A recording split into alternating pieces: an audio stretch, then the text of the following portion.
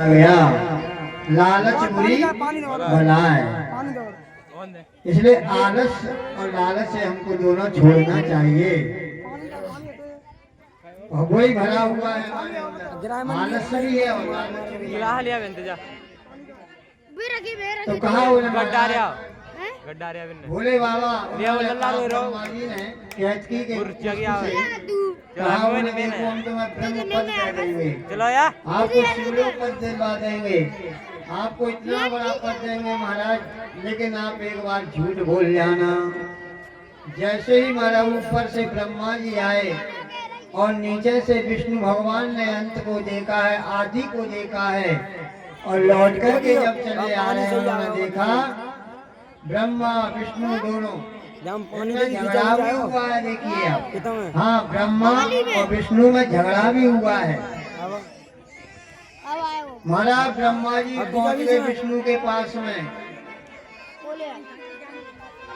जब विष्णु के पास में जब पहुंचे गए तो विष्णु शयन शैया पर सो रहे थे। लक्ष्मी जी चरणों को दबा रही थी। लक्ष्मी चरणों को जब दबा रही थी तो उन्होंने देखा, कहा बोले हो विष्णु सो रहे हैं। ब्रह्मा जी बोले हम तुम्हारे पिता हैं। कौन कहता है? ब्रह्मा जी कह रहे हैं। बोले हम सृजन करने वाले हैं, हम सृष्टि को करने वाले हैं, हम यह सृष्टि को करने वाले हैं और आप इस तरह से पड़े हुए हो। बताओ आपको शर्म नहीं आती? बोले पिता ब्रह्मा हो करके सामने जा रहे हैं और आप पड़े हैं। बोले वाह ये भी कोई मतलब होता है। हमारा उन दोनों में झगड़ा हो गया, ब्रह्मा और विष्णु में। ब्रह्मा विष्णु में जैसा झगड़ा हुआ, अब देखिए जब दो बड़े बड़े लोग जब लड़ रहे हो या हमारा दो शरीरधारी दोनों जब आपस में लड़ रहे हो तो कोई पतला आदमी अगर बीच में पहुंच जाए तो पतले आदमी को, दुबले आदमी को कभी नहीं जाना चाहिए बचावे। हाँ। क्यों भाई? बिजार लड़ रहे हैं, आप उसमें दोनों लड़ रहे हैं और हम बचाने जाए तो हो सकता है कि हमें पड़ जाए। कोई एक थापड़े के नहीं है। अगर उनके सामर्थ्य है तो ही बचाना चाहिए, और नहीं बिल्कुल मत जाओ। हाँ नहीं हमारे और पर जा क्या फायदा। तो ऐसा ही हुआ इनके संग में कि ब्रह्मा और विष्णु दोनों झगड़ा कर रहे थे। मतलब तू में होने लगी। अब बोले इसको बचाए कौन? बोले क्या करें? तो एकदम जो है महाराज भोले बाबा शिवलिंग के रूप में प्रकट हो गए। जय हो। बोले इनको बचाने के लिए जो सामर्थ्यवान चाहिए ना, सामर्थ्यवान चाहिए इनको बचाने के लिए। तो जैसे ही भोले बाबा और शिवलिंग के रूप में प्रकट हुए हैं तो दोनों की बाएं पकड़ ली। एक को इधर कर दिया और एक को इधर कर दिया। बोले भाई हमारे जो है बीच में आने वाला है कौन? क्योंकि बोले इसका तो आदि और अंत देखना चाहिए। महाराज ब्रह्मा जी आए हैं, कहते क्या फूल ने झूठ बोला है? कहा बोले महाराज हम देख करके आए। बोले कोई गवाह है? बोले फूल है।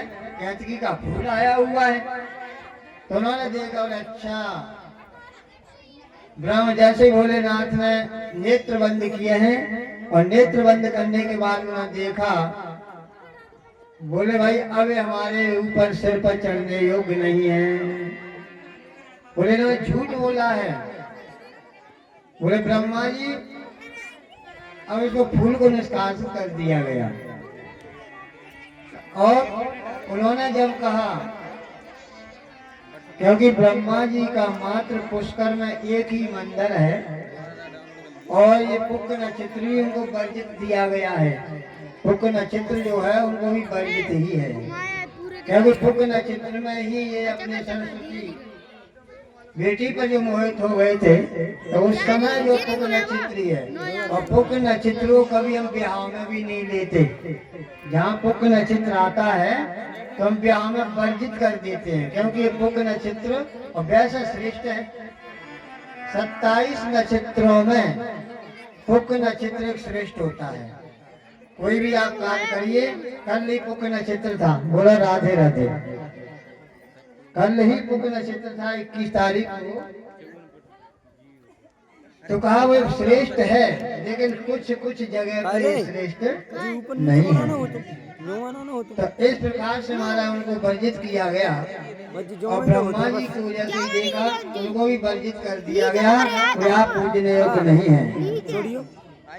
विष्णु जी से कहा, विष्णु ने कहा बोले महाराज हम तो आदि देखने गए थे, लेकिन आदि अंत कभी मिला ही नहीं हमको, आपका आदि अंत कहीं नहीं मिला।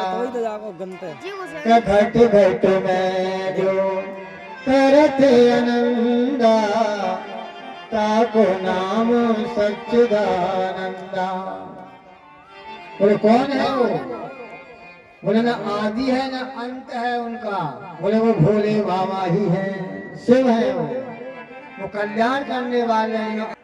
बोले पार पा कौन सकता है? बोले मनीषी संत ही पार पा सकते हैं, क्योंकि बिना संत के जो है भगवत प्राप्ति हो नहीं सकती है। और संत है कौन?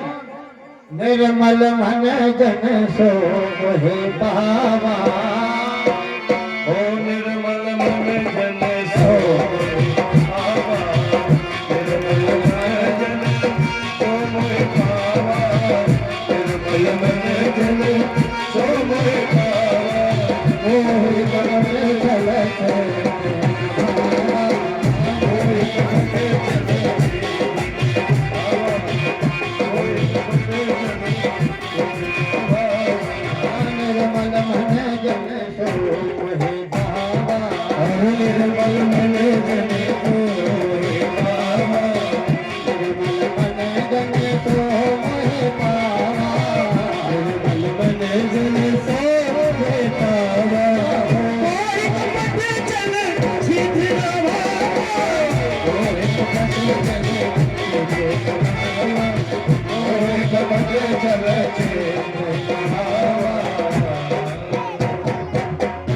महाराज ऐसे मनीषी संत ही भगवान को पा सकते हैं, जिनका मन निर्मल हो।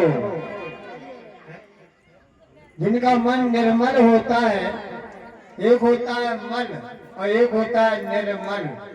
निर्मल का अर्थ होता है जो निर्मल है, जिसे स्वार्थ या होता है वहाँ दोस्ती नहीं टिकती। जहाँ स्वार्थ है हमें तुमसे कुछ, तो वहाँ दोस्ती कदापि नहीं टिकेगी। और निस्वार्थ हो वहाँ जो है दोस्ती टिकती है। इसे निस्वार्थ होना चाहिए। भक्त अहम भक्त पराधीन। बोले शिव जी कहते हैं, बोले मात्र मेरे भक्त तो बोले आश्रय देते हैं मात्र मेरा, बोले वो कभी भी कुछ मांगते नहीं है मेरे से। ऐसा तो कौन है? बोले मात्र संत ही है। कहा कि निर्मल मन जन सो मोहि पावा, और मोहे कपट छल क्षेत्र है न भावा। कहा बोले मुझे तो ये अच्छा नहीं लगता। भा महाराज हमारे